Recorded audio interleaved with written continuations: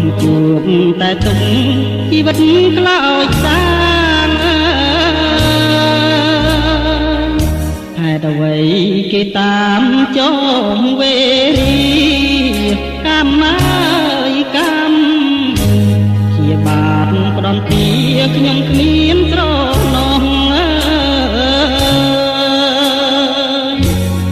មានពីចារណា